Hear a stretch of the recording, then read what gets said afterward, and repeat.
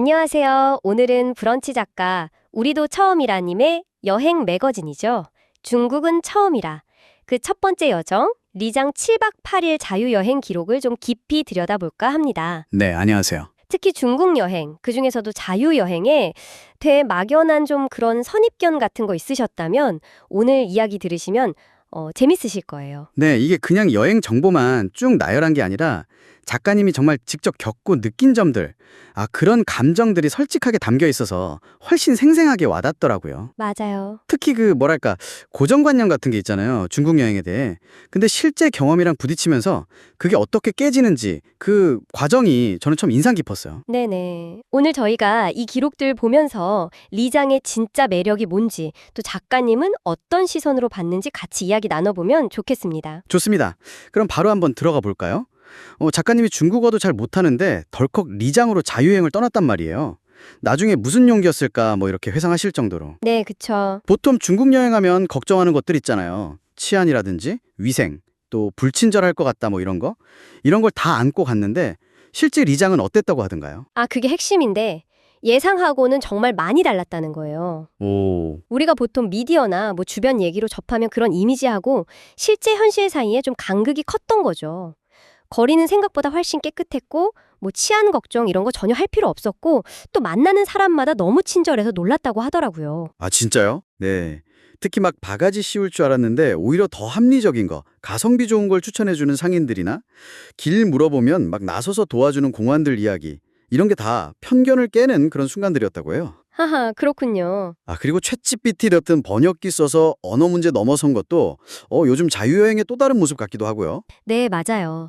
여행에서 숙소 경험 빼놓을 수 없는데 그 저녁 이슬 작은 정자라는 뜻의 객잔 시로 샤오시엔 여기가 작가님한테는 단순 잠자는 곳 이상이었던 것 같아요. 네, 맞아요. 그 얘기 정말 인상 깊었어요. 특히 거기 스태프 조이 야조씨 이분 역할이 거의 절대적이었다면서요? 바로 그 지점입니다. 그냥 시설 좋은 숙소가 아니라 사람하고의 연결, 교류가 있었던 거죠. 매일 아침 차 한 잔 주면서 말 건네주고 다른 여행객들하고도 스스럼 없이 어울리고 조이 아저씨는 진짜 거의 맞춤 컨시어지 수준으로 맛집 알려주는 건 기본이고 트레킹 코스도 개개인 체력 봐가면서 이렇게 조절해주고 와 정말 세심하게 챙겨줬다고 해요. 호텔에서는 좀 얻기 힘든 경험이죠. 그렇죠. 그런 깊은 유대감, 따뜻한 기억들 결국 원래 예약했던 호텔 취소하고 거기 객잔에서 더 머물렀을 정도니까요. 와, 그 정도였군요. 또 재밌는 게 여행 스타일이었어요. 보통 유명하다는 코스 따라가기 마련인데 이분들은 자기들 속도에 맡았잖아요.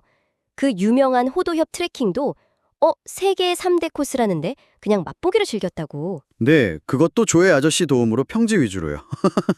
이런 트레킹 처음 돈다는 말까지 들었다고 하니. 근데 저는 그 선택이 참 멋지다고 봤어요. 비용도 꽤 들었잖아요. 차량 대절에 400위안이면 근데 그 경험이 전혀 후회 없고 오히려 호사였다 이렇게 평가하는 걸 보면요. 네. 여행의 가치가 꼭 비용 대비 효과나 유명한 곳 다 찍는 데만 있는 게 아니라는 걸 보여주는 거죠. 자기들한테 맞는 거, 자기들 만족이 우선인 거. 어떻게 보면 되게 현명한 맞춤 여행인 것 같아요. 이런 맞춤형 방식이 리장 문화를 접하는 데서도 보이는 것 같아요. 차의 고장이니까 차 체험도 했는데 이것도 그냥 유명한 차 사오는 거랑은 좀 달랐죠. 맞아요. 숙소에서 추천받은 찻집에서 시간 들여서 보이차, 홍차 이것저것 마셔보고 또 번역기 써가면서 주인이랑 차에 대해 이야기도 나누고 그 과정 자체가 되게 즐거운 문화체험이었던 거죠. 그렇겠네요. 특히 소금침이라는 홍차 향이 너무 독특해서 사왔는데 그게 오랫동안 기억에 남는다고 하시는 거 보면 여행에서 남는 게 꼭 거창한 풍경 사진만은 아니구나 싶어요. 맞아요. 그리고 옥룡설산 투어 갔다가 만난 중국인 친구 이야기도 참 따뜻했어요. 날씨 안 좋아서 설산은 제대로 못 봤다면서요? 네, 그게 좀 아쉬웠을 텐데 오히려 예상치 못한 만남이 더 큰 선물이 됐다고 하죠.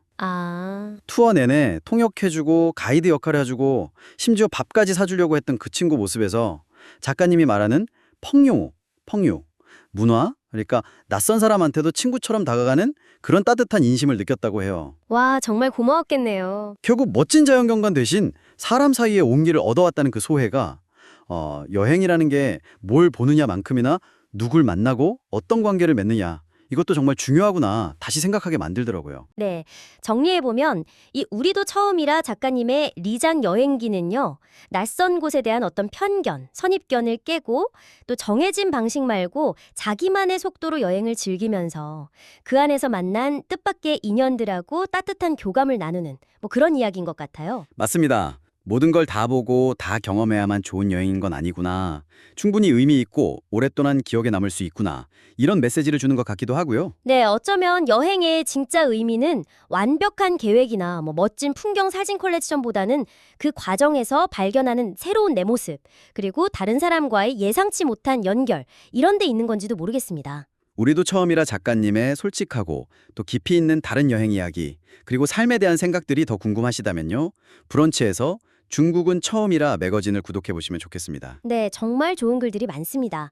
그리고 유튜브 채널 우리도 처음이라랑 또 스레드 계정도 있으시더라고요. 앞으로 계속될 다양한 여정 이야기들, 생각들을 함께 만나보실 수 있을 겁니다.